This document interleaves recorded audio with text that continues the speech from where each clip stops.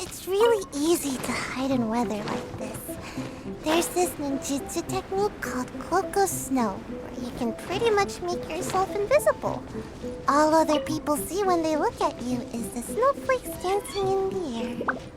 Wait, let's go.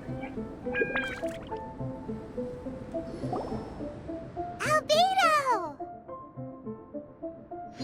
Traveler, Paimon. I suppose your story is ready. Yep. How about you? Do you need some more time? No need. I am also ready to tell my story. Paimon calls dibs! Paimon first!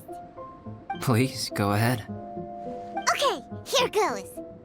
Once upon a time, there was an evil researcher who went into the mountains and did a crazy experiment on whopper flowers to transform their appearance. After a lot of pain and suffering, the whopper flowers finally took on a human form. Then they stood by the side of the mountain to wait for unsuspecting bypassers. To whoever spoke to them, they would ask some questions such as, "Who am I? Who are you?" If the bypasser got the wrong answer, the last sound they'd make would be a yelp before the whopper flower ate them alive in one bite. Ooh, truly frightening. What the? You two aren't scared at all! Don't go nitpicking, okay? If you didn't like the story, go write your own!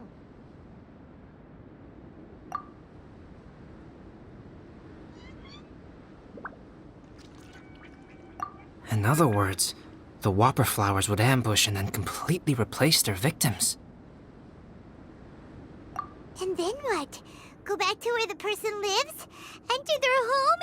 Eat their whole family? Paimon made up this story, but now Paimon's the one who's scared by it. It's a good story. Oh, may I write it down? I may bring it up in future conversations. What for? Just to scare people with? Yes. You've got a real mean streak, Albedo. Mine is a little longer than yours. It starts with an alchemist. A great alchemist once created Subject 1. Subject 1 was her proudest achievement, and successfully blended into human society. No one ever would have thought that this friend of theirs was in fact a synthetic human. However, unbeknownst to Subject 1, the alchemist had tried the same experiment many times before he had come into being. Some of the rejects from failed experiments had been discarded, but had not died. Subject 2 was one such failed experiment. He was swallowed by a great dragon that came to rest upon a snow-swept mountain. Many years later, he was resurrected by the dragon's mysterious power. He saw all kinds of people on the mountain, including Subject 1, who had somehow miraculously blended in among them. Never in Subject 2's wildest imagination had he thought it possible for experimental life forms such as they to deceive everyone so successfully. He saw the way humans accepted Subject 1 as a friend, witnessed their affection as they addressed him by name. This was what Subject 2 wanted. Now, all that Subject 2 desired was to replace Subject 1 and take the joy of his existence for himself. This is giving Paimon the chills. So scary. Subject 2 began to unfold his plan. He stole Subject 1's books and notes and studied all that Subject 1 had learned from the alchemist. Subject 2 was highly intelligent, and he learned quickly. He changed his face into an exact replica of Subject 1's face. Then, he found a plant with mimicry capabilities and transformed it using dragon blood and alchemy.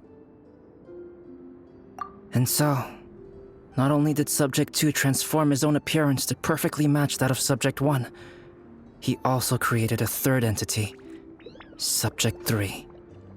What? There's 3 of them now? But Subject 2 wanted to become a perfected human. So, he erased a mark on both his and Subject 3's necks, for these marks were symbols of imperfection. In my view, it was probably a subconscious act, an instinct. He so desperately craved to become a perfect human being that he forgot something. Human beings are defined by their flaws. Subject 2's plan was meticulously crafted. Subject 3 would draw Subject 1's attention. After Subject 1 disposed of Subject 3, he would assume the threat had now disappeared and would let his guard down. The next moment that Subject 1 was alone, Subject 2 would make his move. He would eliminate Subject 1 and become the only one remaining. He would secretly replace the Subject 1 of everyone's memories and inherit his identity, residence, clothing, sword, name, and friends. People would have no idea that the individual they knew had become somebody else from one day to the next. This is way too scary. Paimon's never gonna be able to trust anyone again. But just before Subject 2 could carry out his plan, a unique stranger entered the mix. Subject 2 tried to make contact with this person, but found that they could somehow sense he was different from Subject 1.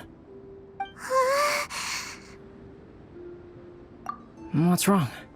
Are you scared? What happened then? What happened to the stranger? He became a new stage in Subject 2's plan. One more person that Subject 2 had to dispose of. It's as if there were 3 identical roses in a garden.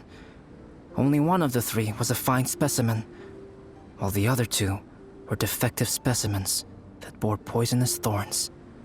In all the world, only the gardener who tended to them could tell which was the good specimen. People do not like poisonous plants. Only a perfect rose can fetch a high price. If the inferior specimens wanted to conceal the fact of their worthlessness, they would have to take the gardener out of the picture, using their poisonous thorns. This is exactly what Subject 2 was thinking. So, he hid in the shadows and waited patiently.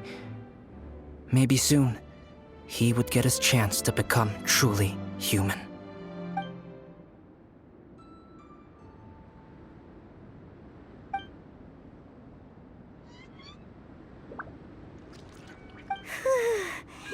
That was intense! So what happened after that? Did Subject 2's plan succeed? Paimon can't bear thinking about it. Fortunately, it is just a story. And even in this story, Subject 2 did not succeed. But you can never let your guard down on Dragonspine. Monsters mutated with Durin's power and blood are also creatures of Rhine-Daughter, just like me. You must beware of all such creatures. I'm glad to hear that. It's okay. I know what I am. You and I are both different, so there is no need for me to hide the truth from you. The only thing is that sometimes, when I think about how mighty the power of alchemy is, I feel so small. As beings who set foot in this world, how arrogant are we in desiring to control our destiny and in desiring to create? Is creation an arrogant act, traveler? If not, why do we call the ones that created us and control us gods? If it is, then what qualifies us to call ourselves creators? How far must we take our reverence and respect And what purpose does it serve? Nothing special.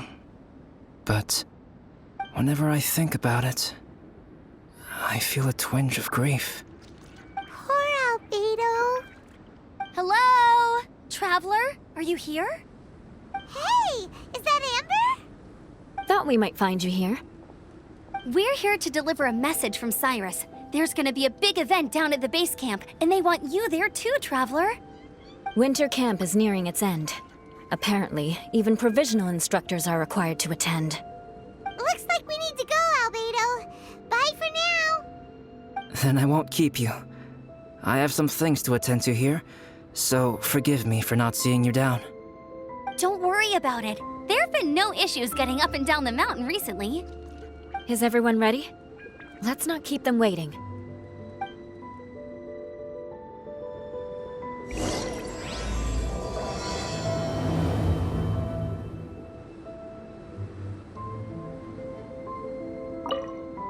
Go ahead. You're one of their instructors, no?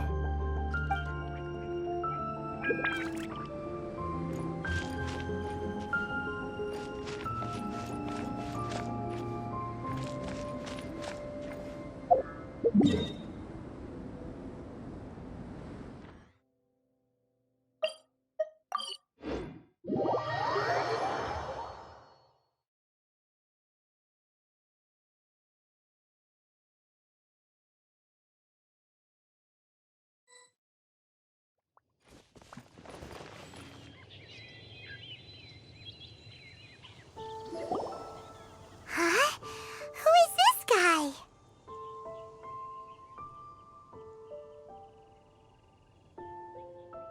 Allow me to introduce Yozerf. He's Joel's father. Dad, this is that traveler I was telling you about. The traveler's helped me out loads in the past, and this time we even built a snowman together. Joel has told me everything about you. I can't thank you enough. Wow, this is amazing! Wait a second. Why is Cyrus discreetly wiping tears away? And what is Pallid doing here?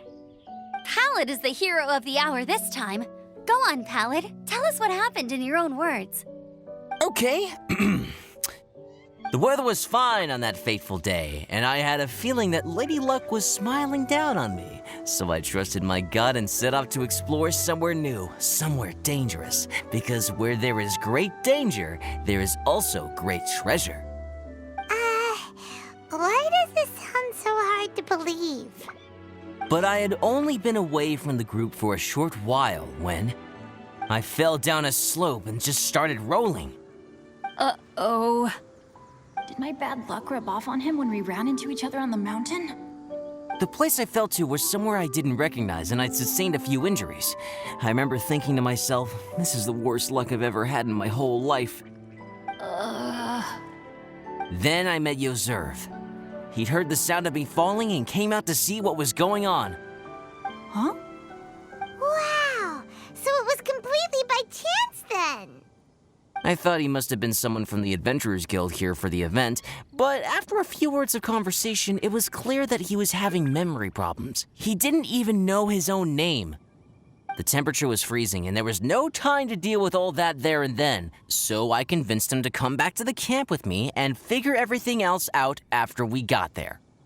We got back to the camp, ran into Joel, and the moment he saw him, he froze for a second with this completely stunned expression on his face, and then he started crying out, "Dad! Dad!" That's when Yozerf suddenly started to remember.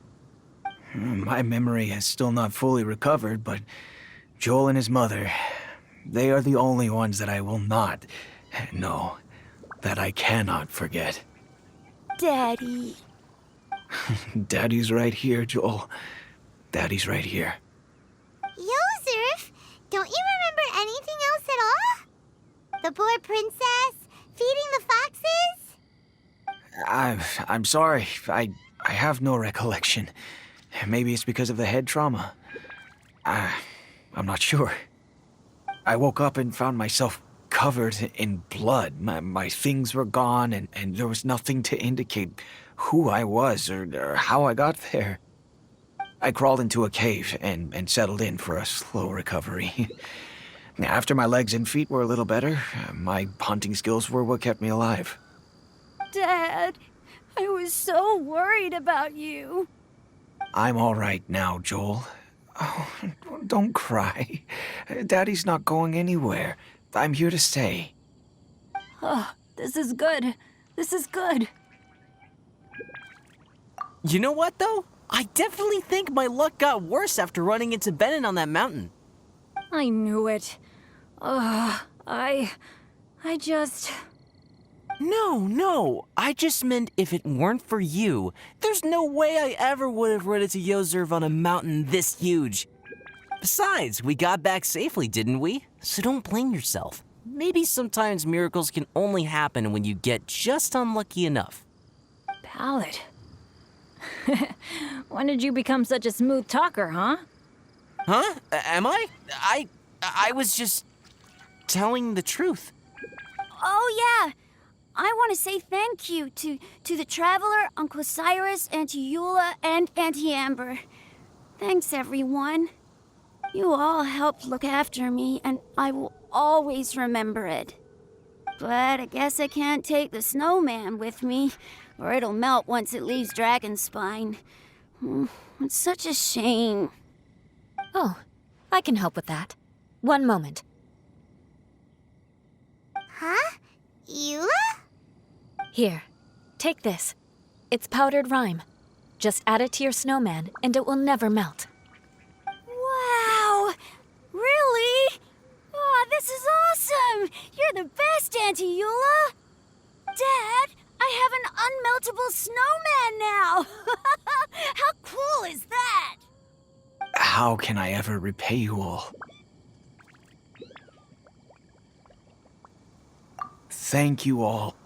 Thank you from the bottom of my heart. Dad, I want to go move the snowman. Can we do it now, please? Okay. I'll be leaving with Joel now. I'm sure I'll see you all another day. Very well, very well. It's time for Pallet and I to have another discussion concerning his breaches of adventurer discipline. Huh? But Cyrus, I think I kind of made up for my mistakes this time, you know? See you guys! Oh, I made this for you and Amber. Think of it as a winter souvenir. Are you sure? This must be really important to you. Come on now, just take it. No need to make such a fuss. Wow! Now our snowman won't melt either! Great!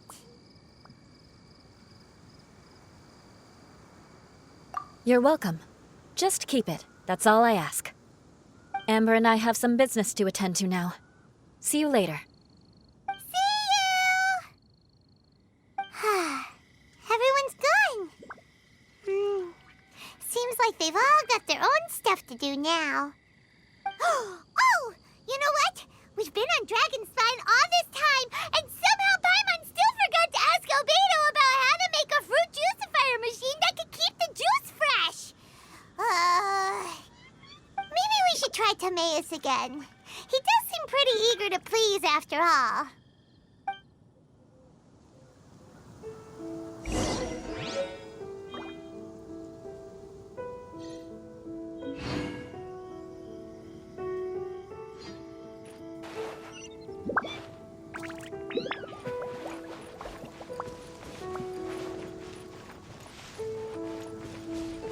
Come and have some hot soup, or you might just freeze.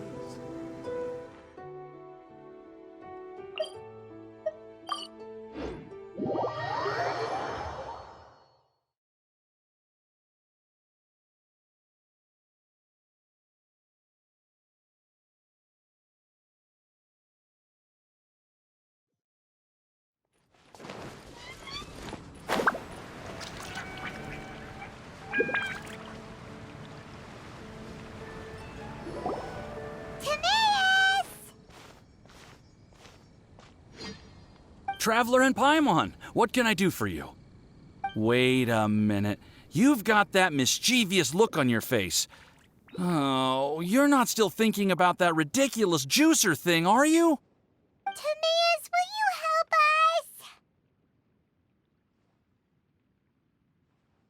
us? Well, if the Traveler isn't really interested, then, yeah, maybe I'll give this one a pass.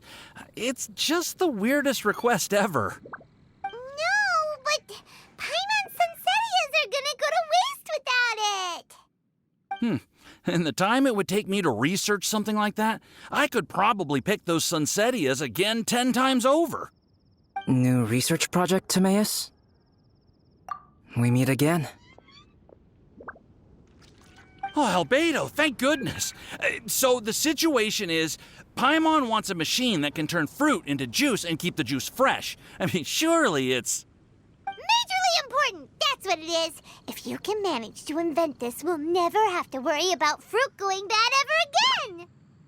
That's impossible.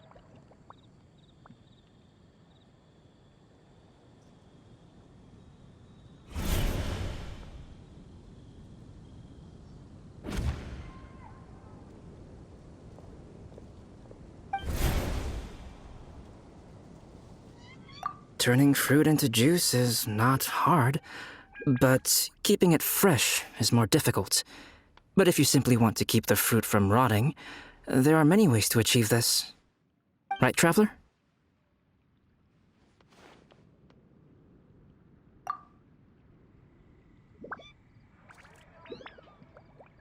What about his neck? What's wrong? Is there something on my neck? From the look on your face, it's as if you thought I just played a practical joke on you that was in exceedingly poor taste.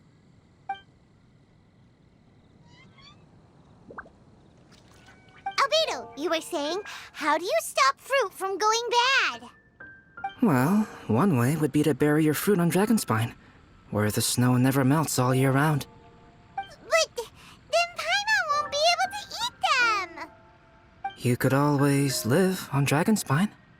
No, too cold for Paimon. Or you can give the fruit to me, and I would take it to Dragonspine for you.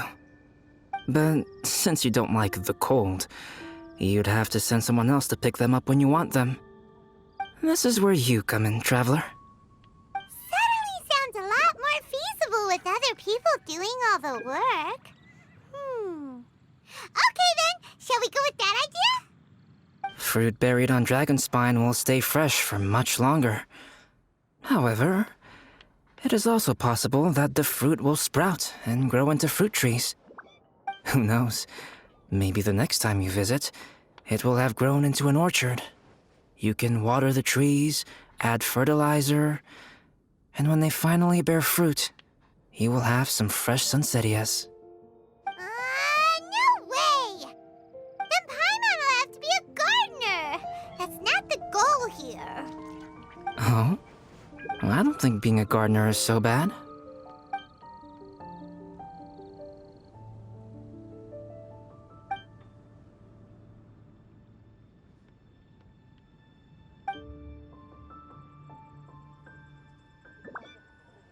Albedo! Stop trying to get your hands on Paimon's super sweet Sunsettias!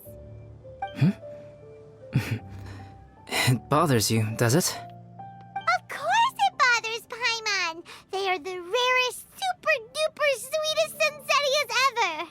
And they're not for you! Okay, but they're just Sunsettias. I think you're only so attached to them because you don't have much fruit of this quality in your possession. When someone's pockets are full and their spirit is fulfilled, they don't easily fall prey to this kind of yearning. Huh? Really?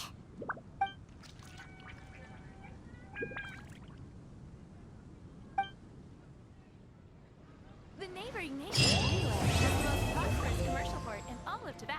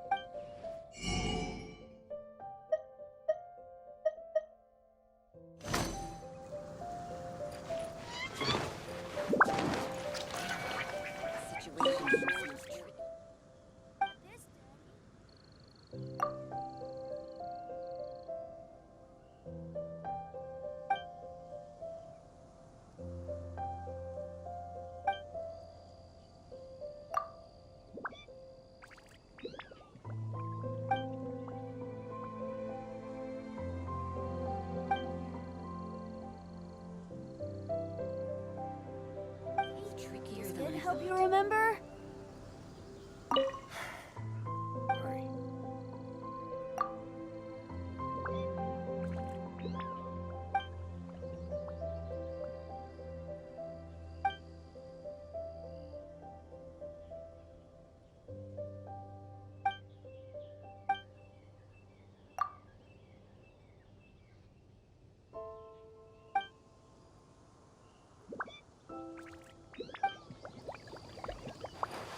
Make my escape.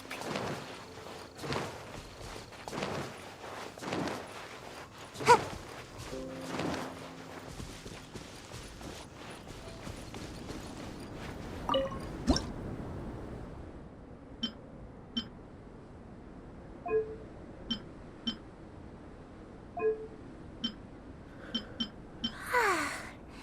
It's really easy to hide in weather like this. There's this ninjutsu technique called Cloak Snow, where you can pretty much make yourself invisible. All other people see when they look at you is the snowflakes dancing in the air. Wait, it's confidential though. Don't tell any of this to the Shrine Maiden.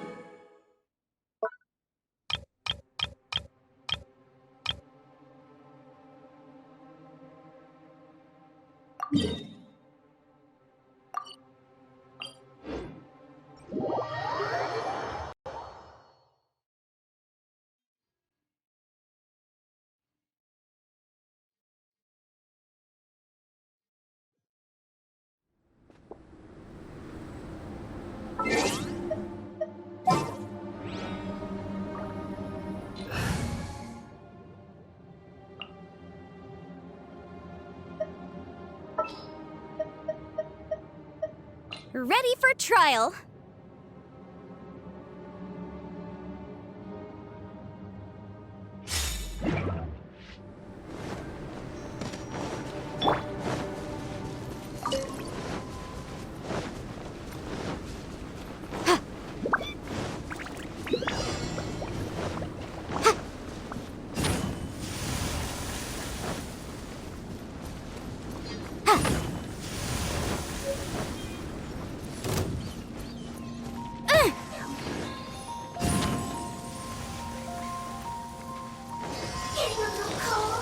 Incinerate!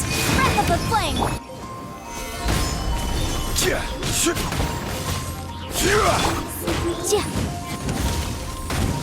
Motion to compel!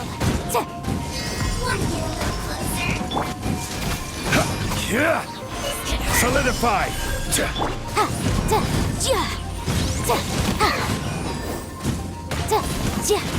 Getting a little cold.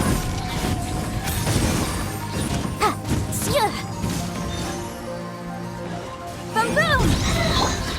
I will have order. Stabilize. Let the show begin. Don't get frostbite.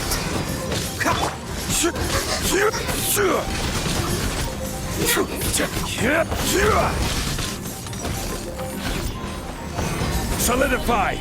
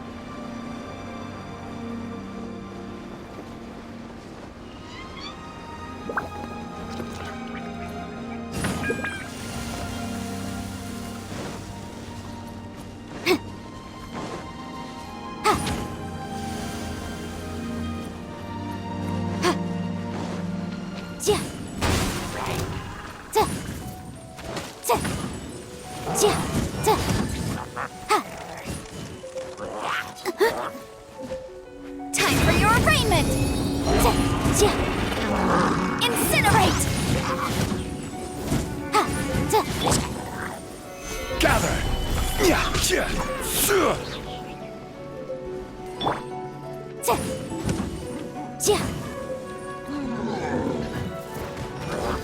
Boom boom!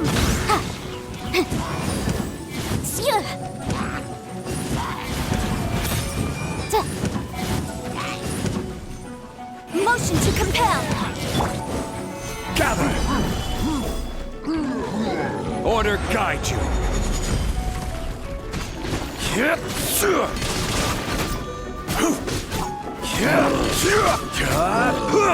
Stabilize! Incinerate!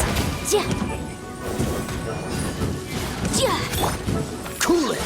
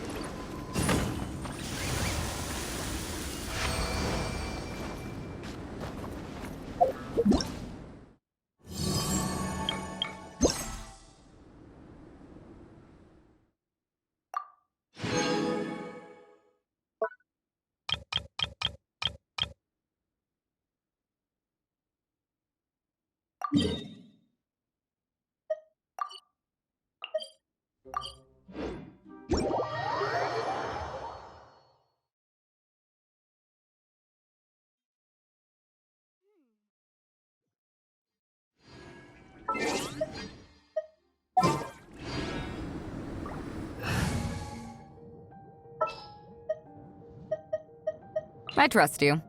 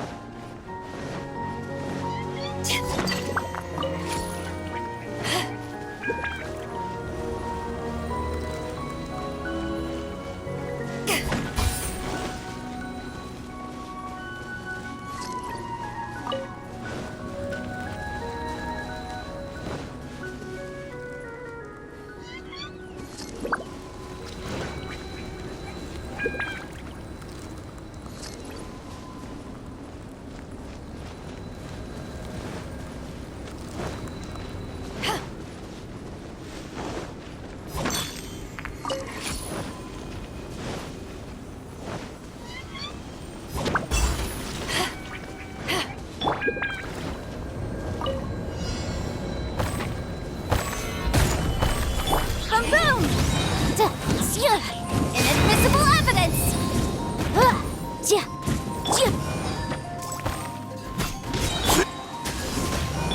This is order.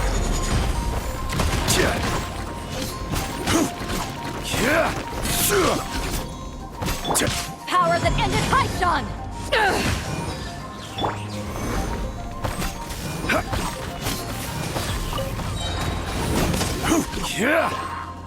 I will have order.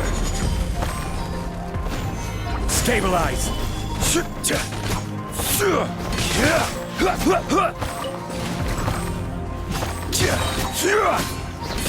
This is order. Solidify.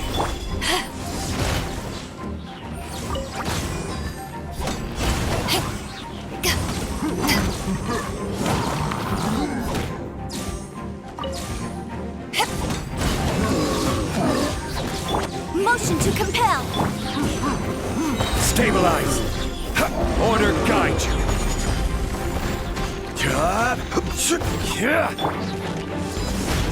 Eyes on me! Incinerate!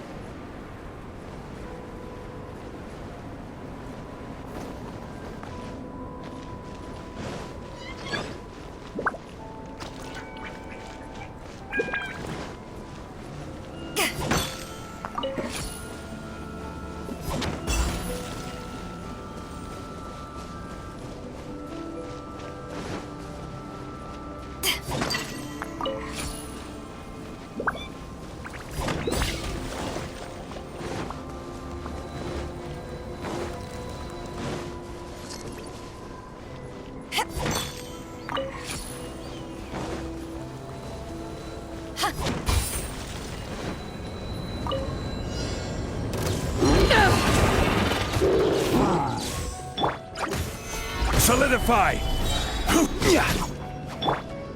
Breath of the flame! Motion to compel! I will have order!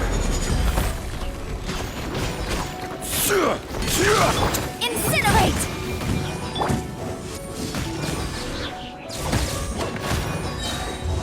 To ashes! Motion to compel!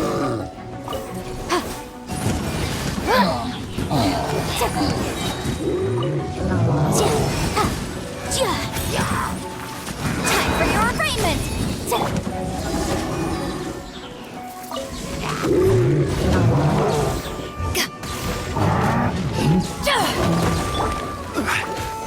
Solidify! This is order!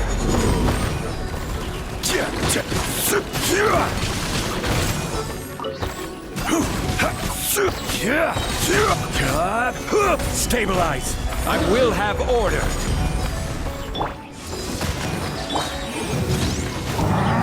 Eyes on me!